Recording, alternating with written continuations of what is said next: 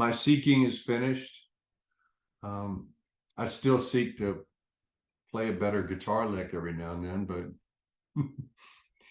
but seeking, yeah, no, the seeking's gone. What are you seeking? You're it. Jigs up. Before an intensive, my life was, let's put it like this. I was very apprehensive, a lot of projections about into the future, about financial security, things like that. And, you know, I've seemed to be, had a lot of anxiety, but that's why I was willing to do anything. And I have, I'd been on the spiritual path since 1976. But when I heard you, I just knew, just felt right. The things that used to bother me don't bother me. I think that's very basic, but that's it. The things that used to just drive me crazy, they don't bother me anymore. They do sometimes, but they're quickly dismissed.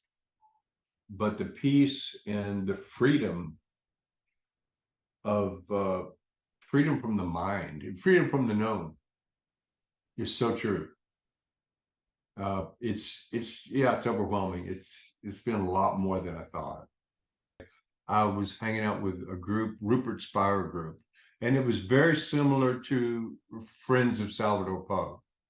So people would get on there and just talk about different things. And one Sunday afternoon, we got on the topic of teachers, and Martin Coburn said, Salvador Poe is the greatest teacher I've ever, been exposed to. And I'd heard your name before, so I started watching some YouTube clips, and I got the book, read the book, and that was it. I was hooked. I had read Autobiography of a Yogi years ago, and Yogananda mentions two people. He mentions one guy that's liberated and another one who's fully liberated. So I always had that at the top of my head too. What is liberation? And I kind of had an idea, but when I attended the open meetings, it was clear that I wanted to get on intensive. It was clear. It just resonated, and I didn't choose for that to happen. What really surprised me about the intensive more than anything was how simple it was, how obvious. And, I've always felt like we covered things up so much in life, but this was just raw and very clear to understand. No, I have no doubts about my freedom. I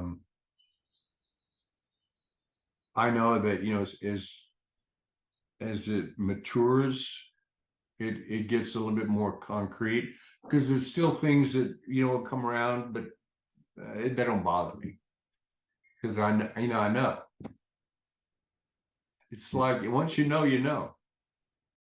What it was like working with Sal, from my standpoint, was it was like working with a friend, because he plays guitar, he speaks the kind of language I do, and it's just a comfortable feeling. And it's obvious that Sal's authentic.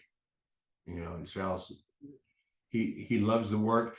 He's more concerned about the message than any profit, and that's obvious as well. So, and I think Sal's in it for the right reasons.